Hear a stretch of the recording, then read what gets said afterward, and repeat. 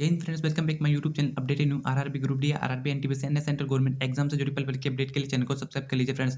तो मेरे पास बहुत सारे कैंडिडेट्स के मैसेज आ रहे थे कि भैया आरआरबी ग्रुप डी की कट ऑफ कितनी रह सकती है, क्या मेरे 1 या 2 नंबर कट ऑफ से ज़्यादा है, क्या मेरे कोई चांस बनता है फाइनली सिलेक्शन होने का डीवी के लिए। और कुछ कैंडिडेट्स ऐसे भी मैसेज कर रहे थे कि भैया मेरा पीईटी से सिर्फ क्वालीफाई हुआ, पीईटी के लिए शॉर्ट लिस्ट हुआ, मेरा पीईटी से सिर्फ 0.25 मार्क्स ज़्यादा है, तो क्या मुझे पीईटी देना चाहिए या नहीं देना चाहिए। तो आरआरबी ग्रुप डी पीईटी के अंदर कितने कैंडिडेट्स फेल होते हैं, इनके बारे में हम बात करने वाले हैं। सबसे पहले बात करता हूँ उन कैंडिडेट्स की जो पीईटी के लिए सिर्फ शॉर्ट लिस्ट हुए हैं, यानी कि उनके 0.50 या 0.25 यानी 1 मार्क्स से कम नंबर है। तो फ्रेंड्स, आपको जरूर पीईटी देना चाहिए, क्योंकि पीईटी देने के बाद आपके कहीं ना कहीं चांस बन जाते हैं। अगर आपने पीटी क्वालीफाई कर लिया तो आपके कहीं न कहीं बाद में वेटिंग आने के चांस बन जाते हैं कि आप वेटिंग में हो जाए। जैसे 2018 की वैकेंसी के अंदर अभी 2021 व 22 के अंदर कई जोन्स की वेटिंग आई थी, चेन्नई, अजमेर, ऐसे यहाँ से बहुत सारी ज़्यादा वेटिंग्स आई थी और कई कैंडिडेट्स का बाद में भी हुआ है। तो फ्रेंड्स, आपको पीटी जरूर देना चाहिए। वैसे आप में से बहुत सारे कैंडिडेट्स ऐसे भी बोले थे तो भैया अभी हमारा एसएसजीडी का एग्जाम है या अन्य कोई एग्जाम है, हम उस पर फोकस करें या फिर अपना पीटी का एग्जाम दें। भैया आप अगर पीटी का एग्जाम देंगे ना, तो अगर आप एसएसजीडी की तैयारी कर रहे हैं तो वहाँ पे भी आपको फिजिकल तो देना पड़ेगा, उसके लिए भी आपको मोटिवेशन मिलेगा अगर आपने पीटी क्वालीफाई किया है तो ग्रुप डी का। तो चलिए बात करते हैं कि ग्रुप डी की कट ऑफ कम रहने के कौन कौन से कारण है। बात करने वाला है आरआरबी ग्रुप डी की कट ऑफ कम क्यों रह सकती है। सबसे बड़ा रीजन है कि इसमें जो पोस्टों की संख्या है वो अप्रोक्स यानी कि 1 लाख के समथिंग है। आप ये मान सकते हैं 1 लाख है। और इसमें जो ये भर्ती अपना रिजल्ट काफ़ी लेट दे रही है, 4 साल बाद इसका रिजल्ट आ रहा है फ्रेंड्स, जो एग्जाम हुआ था उसका।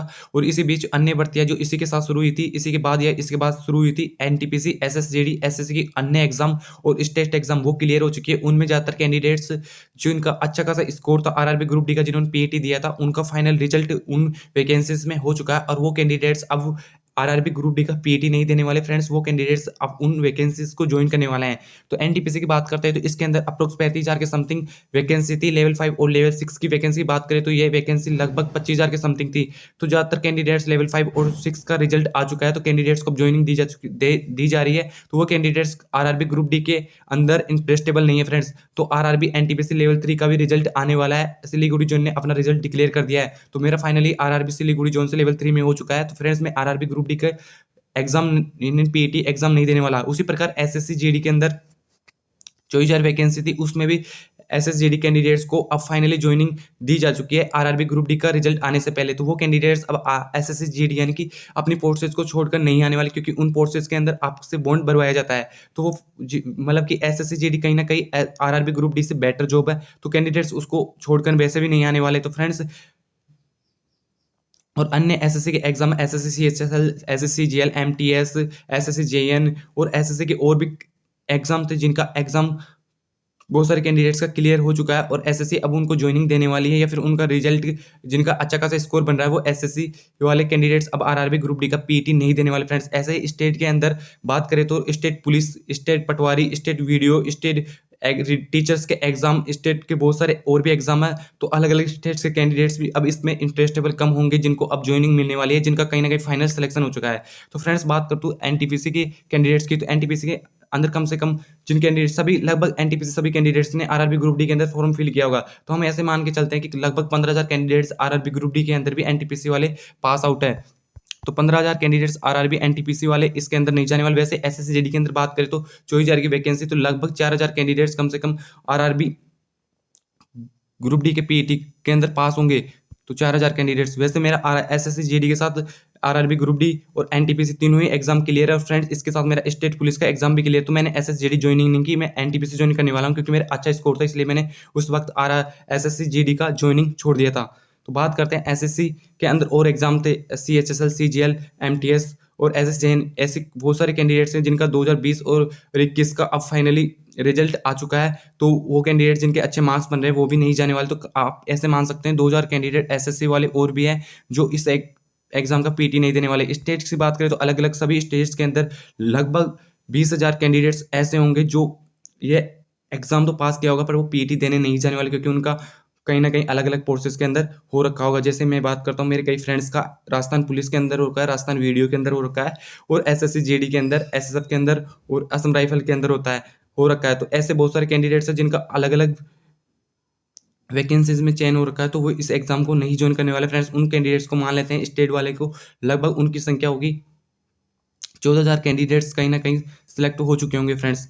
तो हम बात कर लेते हैं कि अब और भी बहुत सारे सेंट्रल के एग्जाम में जिनमें कोई ना कोई कैंडिडेट पास होगा, इनकी संख्या मान लेते हैं हम कि इनमें कोई नहीं है। चलो हम ऐसा मान लेते हैं इतने ही कैंडिडेट्स हैं जो कहीं ना कहीं सेलेक्ट हो चुके हैं। तो इन कैंडिडेट्स की बात करें तो ये कैंडिडेट्स की संख्या लगभग 35,000 हो चुकी है फ्रेंड्स। तो ये यानी कि आप मान सकते हो कि 35,000 कैंडिडेट्स इसका पीटी नहीं देने वाले।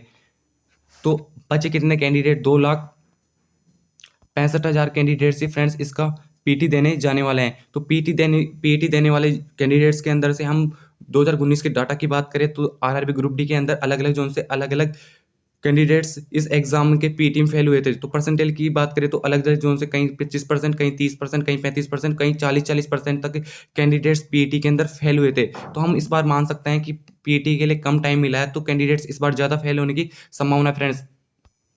तो लगभग हम मान लेते हैं कि इस बार जो पीटी के लिए जो कैंडिडेट्स बुलाए जाएंगे उसके अंदर से कम 25%, हम मैक्सिमम 30 मान सकते हैं पर हम मिनिमम मान रहे हैं कि 25% कैंडिडेट्स इस एग्जाम में फेल हो जाएंगे फ्रेंड्स।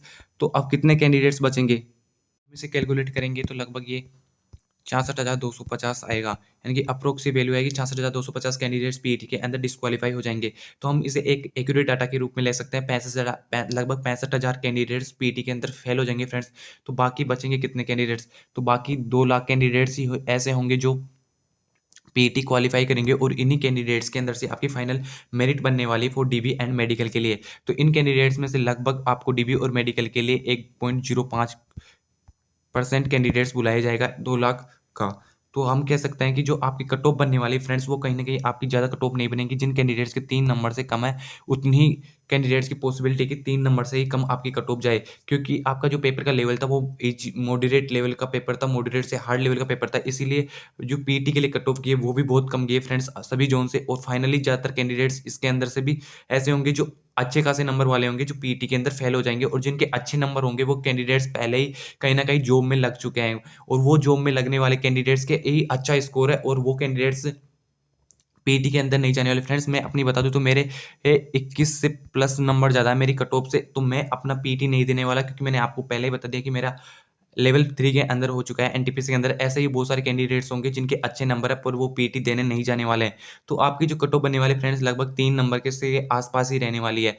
तो कोई एक आध ज़ोन की बात करें जैसे अजमेर, अहमदाबाद, बेंगलुरु और चंडीगढ़, इन ज़ोन से कट ऑफ थोड़ी हाई जा सकती है। बाकी ज़ोन्स की कट ऑफ लगभग 2 नंबर या इससे कम ही रहने वाली है फ्रेंड्स। तो फ्रेंड्स उन कैंडिडेट्स का भी चांस बन जाता है जिनका सिर्फ पीटी के लिए शॉर्ट लिस्ट हुए हैं और उनके पॉइंट ही कुछ नंबर ज़्यादा है, यानी कि 1 नंबर के समथिंग ज़्यादा है। क्योंकि अगर वो पीटी क्वालीफाई कर देते हैं तो बाद में अगर मेरिट आती है, जैसे अभी इस बार 2018 वाले कैंडिडेट्स की 2022 तक मेरिट आई थी, जैसे RRB Ajmer, Bengaluru, RRB Chennai, RRB Bombay, central Mumbai, इनसे बहुत सारी वेटिंग्स आई है फ्रेंड्स। तो ऐसे ही अगर आपका पीटी हो जाता है तो बाद में आपके कहीं न कहीं बाद में होने के चांस है। तो फ्रेंड्स आपको पीटी के लिए good luck, best of luck. तो फ्रेंड्स मिलेंगे नेक्स्ट वीडियो में। जय हिंद फ्रेंड्स।